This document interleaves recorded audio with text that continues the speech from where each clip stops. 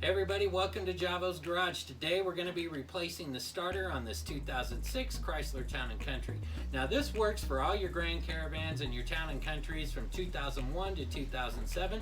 May even work for some of your Jeeps out there that have the 3.8 liter in them as well. This is a pretty easy job to do, shouldn't take a whole lot of time. I'm going to go through this, show you how to do it step by step, so let's not waste any time, let's get this job going.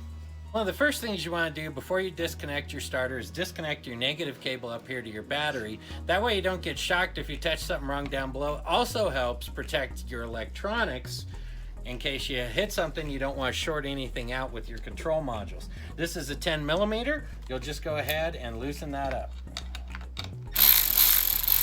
Once that's done, just lift this up and set it off to the side. Now it's time to move down below and disconnect your starter. Oh, and let me show you where your starter is located. And it's right up here.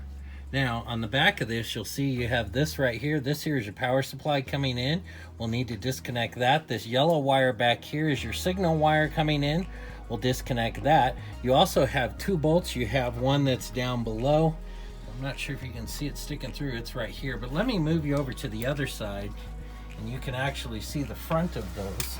On the back side of our starter, we have two bolts that hold it in. You have one located right here, and the other one, I'm gonna try and get you up there to it, is located directly up above it, and it's the one right back here. Let me try and give you some more light. Can't focus, and it's there. Now on the outside of it you have a nut because it has your ground connected to it, and then with a post, and then behind that you'll have another hex head that you'll take off. Those are 15. Now the nut on the outside is a 13 millimeter. We're going to start with that top bolt, and the easiest way to get to that is going to be from up top and go underneath your exhaust manifold. So this right here is that top bolt, and this has the nut. You can see the wiring coming in off the side. What we want to do is get our socket in on that and get that loosened up. And what I'm using is a 13 deep socket with a 3-inch extension.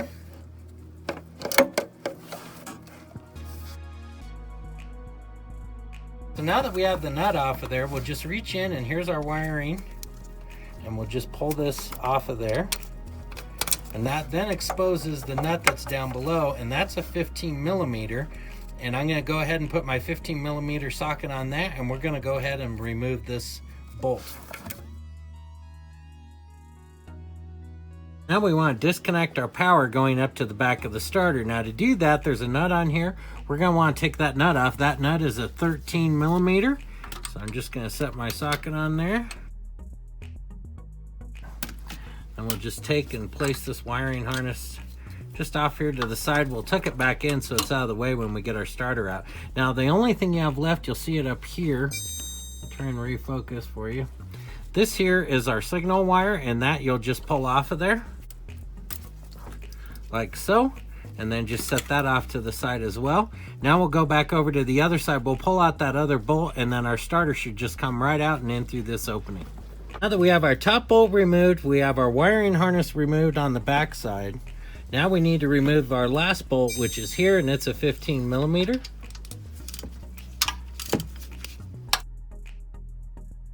Now that I've got it loosened up, what I'm going to end up doing is I need to put a hand on the other side that will support the starter so it doesn't just go falling out once we get this bolt out.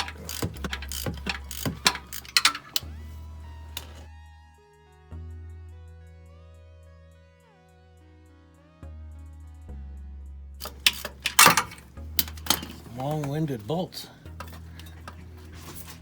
Okay, now that we have bolts almost out, there we go. Now that it's disconnected,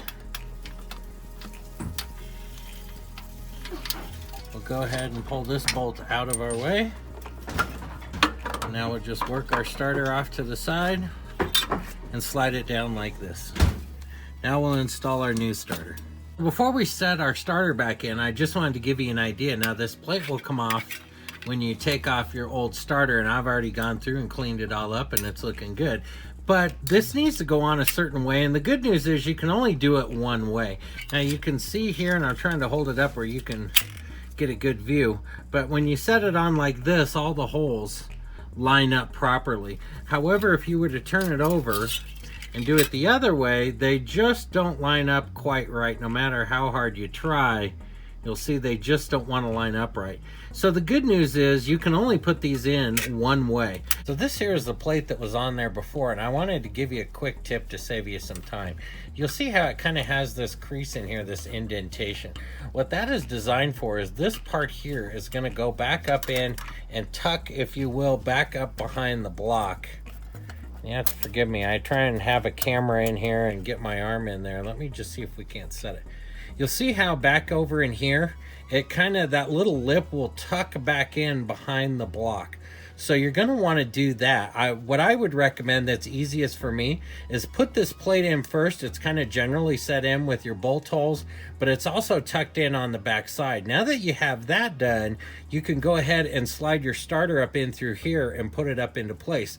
That may bump around a little bit, but you can always go back in under this side back over here with your hand and then make adjustments, put the bolt in from the other side. Now I'm going to go ahead and just start this bottom bolt just enough to kind of hold things in place, just like that. Now I can get back out and I can take a look again, make sure that plate's still aligned, make sure everything is as it should be. But what I'll do is I'm going to go ahead and tighten that up just a little bit so it holds it a little bit better, and then let's move up top. So go ahead and start to tighten this up. A quick tip is, I know I have my ratchet in there before, but I think you may find it easier that if you have one to use a ratcheting wrench just to get it started and snug it up a little bit, and it gives you a little bit of room. Now that we're moving up top, I wanted to just take a second and give you an idea of perspective as to where that top bolt is. Now we're looking in from the top, and it sits down beneath your exhaust that's coming off of here. This here's your upper radiator hose. And where that other bolt goes in, it's going to be right down here where you can see my finger. So I just wanted to give you an idea so you can see it from up top. So you can get a view of where that bolt's going to go from up top. It's right here. But you're going to have to go underneath your exhaust here and look down through this opening to be able to see where it's at. But I just wanted you to get a better view of what we're dealing with. I'm reaching down on the left-hand side with my left hand to lift up on the starter a bit. And then I'm just taking my right hand to go ahead and start turning this bolt. And it'll only go so far. And then what I'm going to do now is I will take my socket again. Something like this is where that Milwaukee really comes in handy, because rather than sit there and trying to ratchet in a really tight space for 5 minutes, as you saw, in a matter of 3 seconds, I had that tightened up again. So now, since we're up here and everything's already going, let's go ahead. We're going to take our ground and we're going to set that back on.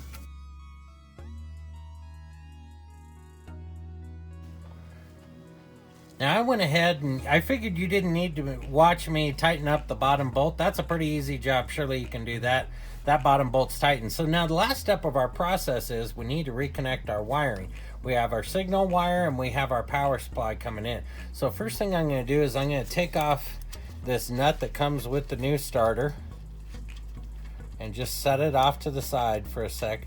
And before I attach the wiring to that, it'd be easier now to go ahead and connect our signal wire back up in here behind it. So I'm going to take that off now. And it's just a little blade, if you will. That got it. So we'll set that off to the side. So our blade's now on there. Now we can take our wiring that we had before and we'll set that over that post like so. Now we'll take the washer, the lock washer that it came with, set that on there. Now we'll take the nut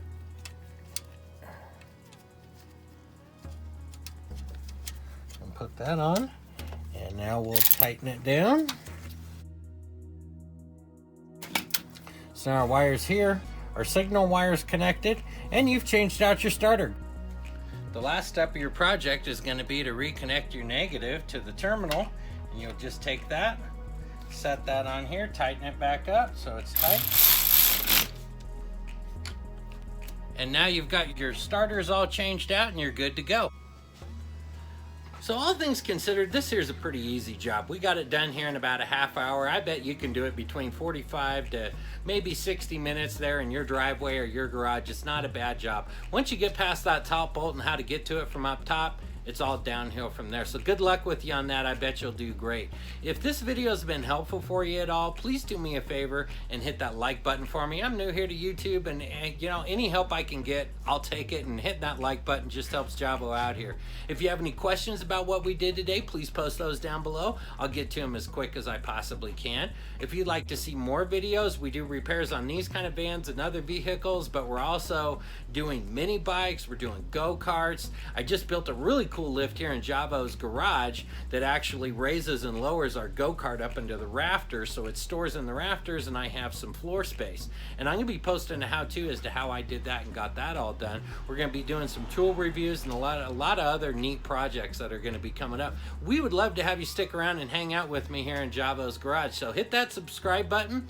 Thanks for watching.